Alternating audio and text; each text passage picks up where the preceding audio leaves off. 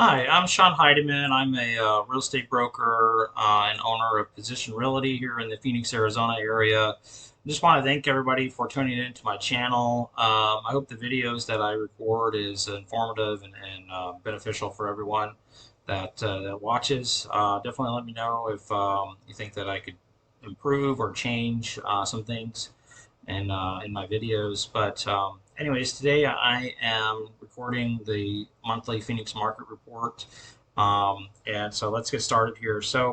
I'm sure everybody has seen some of the headlines that the uh, news reporters are starting to report that the housing market is improving, starting to go back up. And this one here says baby boomers are cash driving housing market. It's kind of like what we've been reporting for the past few months about real estate prices not decreasing, and there's no huge market crash that's going on currently. These are some of the headlines. And let's talk about mortgage rates. So currently, the conventional mortgage rate is above 7%, 7.12%. FHA is still a little lower at 6.82. It has come up from where it was before. There was a little bit more of a divergence in the spread between conventional and FHA financing. And so, because interest rates are higher, whenever it goes above 7%, the market tends to slow down a little bit. So, accepted contracts have gone down within the last month. And so, this is 2022, and this right here is 2023. And so, a lot of people are questioning which direction are their interest rates going to go. Chief economist of the National Association of Realtors says that it could be 7% level for the rest of the year or most of 2024.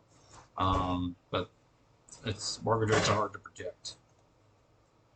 And here's some other predictions as well. National Association of Realtors, 30-year mortgage forecast. I think it's going to come down to 6.10. Fannie Mae is 6.2. Average prediction is 6.32. So we'll just have to wait patiently and see where interest rates go. But as interest rates go lower, then more and more people get in the market. But then as interest rates go higher, then kind of less and less people get in the market. So I think everybody's just kind of watching rates. Once it dips below probably 6.5%, or once it goes below 7%, actually, so then that way um, we as realtors, we can get the seller to pay some of the closing costs to buy down those rates to make it more affordable for everyone. And here's the federal funds rate, which is the rate that in the news has been raised by the federal funds, and then the 30-year mortgage. Usually those are tied together. And so you have the market yield for the 2-year Treasury and the 10-year Treasury. And so kind of a predictor of a recession is whenever the 2 year is above the 10-year Treasury. So if you think about it, you should have a higher return on a 10-year Treasury note as compared to a 2-year, but the 2-year currently is above the 10-year. So investors out there, it might be a good opportunity to buy right now, purchase some of those 2-year Treasuries because the rates are a lot higher. But this is one of the indications of possible recession, but um, we've been saying that we've been in a recession for a while and nobody has claimed it. So once recession is stated in the news, then mortgage rates typically go down. So let's talk about some of my text messages here. So let's talk about FHA loans. FHA loans are 22% of the market, which is a good sign. Less and less cash buyers are in the market currently. So when there's less cash buyers, then the FHA purchases make it a lot more easier for them to be able to compete and purchase properties. Owner occupied is back to normal, so it's 76.7% owner occupied, which is normal is 73 to 75, which is a good sign. Second homes is 10.5, and investors and iBuyers are pretty much they're not in the market right now. Investors are about 12%, so those are your normal fix and flip investors. Average sales on a monthly average price per square foot. So here it shows from June of 2022 to June of now, we're down only 4.8%. So since January, our prices have gone up every month consecutively.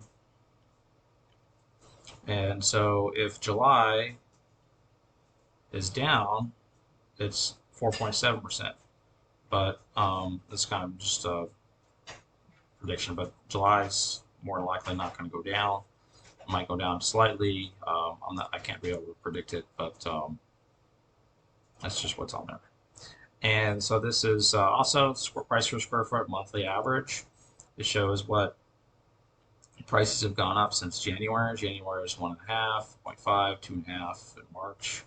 So the biggest increase was in March of 2.5. So since June, from December to June, it's gone up 7.6% here in the Valley already. So if you bought anywhere around here, you're in good shape. And then here's another prediction for July. Price per square foot needs to rise 0.4% this month, break even with July of 2022. So this month, all we need is a price increase of 0.4% in order to break even with July of last year. Appreciation, median sales price. So we're looking at the median sales price now. From June to June, it's down 6.6%. And here's the long-term appreciation based on price per square foot. So if you bought back here in 2017, you've got 90.9% equity in your property. If you bought 2 years ago, you have 13.7%. The chart kind of explains everything here. And then if you're in June, this is on a yearly average. So it's 4.8% based on the year. Now the Cromford Index, it indicates if we're in a buyer's market, seller's market, or balanced market. Currently, we are still in a seller's market. Interest rates have affected it a little bit, but currently we're still in the seller's market. Supply trend is down and demand is also decreasing. So that indicates we are in the seller's market. Right here, seller's market. This is the basically the chart of the Cromford Index. So we have been in a seller's market since the beginning of the year. We're more similar to a seller's market like in 2018. If anybody was around then in this market, so they remember what 2018 was like, that's a similar market that we have right now. And the last buyer's market was 2008 and 2007. Price response to supply and demand. This is just another chart that shows price per square foot and supply and demand. And the green here indicates that we're in a seller's market, so seller's market. And then this is seller's markets broken out by cities. So Chandler is the #1 seller's market, Fountain Hills, Glendale, Avondale, and then Buckeye is actually still in a balanced market. Maricopa County just kind of came out of that. Greater Phoenix active supply. So active supply of number of listings is currently down 48% since October of 2022. So our supply has been decreasing ever since then. Here's another chart for active supply. The supply is down 24.5%. Closing involving seller paid closing costs. So all closings, about 42% of all closings had some sort of seller paid closing costs that was involved. January is up to 51, so we're down about 10% or 9% from January of all closings. Closing costs involving seller cost paid, closing costs paid. So the average right now is about 8,000. So when you sell a home, if your buyer comes in around 8,000, you kind of expect that to be around that. Closings over asking price. So We're starting to see that back in the market. So 25.7% of all transactions were had closings over asking price.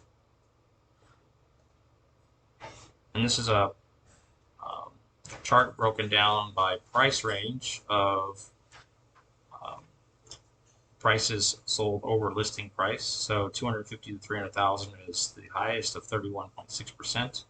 400,000, 29, and then as we go above 400,000, the percentage decreases.